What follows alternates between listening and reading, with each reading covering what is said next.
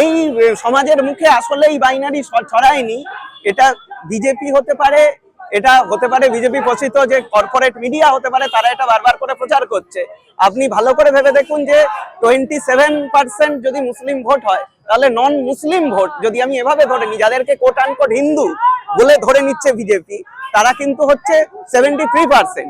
একটা 73% এর মধ্যে যদি কেউ 50% ভোটও পায়, তাহলে কিন্তু তারা ক্ষমতায় চলে আসতো। এই পুরো বাইনারির গল্পটা এরকম নয়, বাইনারির চেয়ে একেবারে তৈরি করতে পারেনি। আসলে বাইনারি নয়, আমি বলবো কিছু মানুষকে সে বোঝাতে পেরেছে যে হিন্দু হিসেবে ইউনাইটেড হতে পারে।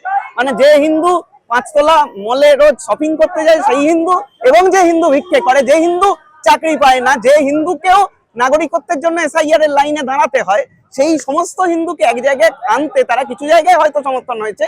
কিন্তু তারপরে যে বাইনারির গল্পটা ছড়িয়ে দেওয়া হচ্ছে, এই বাইনারির গল্পটা আসলে মিথ্যে। তাহলে বিজেপি এতদিন কেন অনেকদিন আগে ক্ষমতায় চলে আসতো? বিজেপি এখন অব্দি পশ্চিমবঙ্গে অন্তত ক্ষমতায় আসতে পারেনি ভোটের রেসপেক্টে, ভোট চুরি এসআইআর ইত্যাদি করার পরও।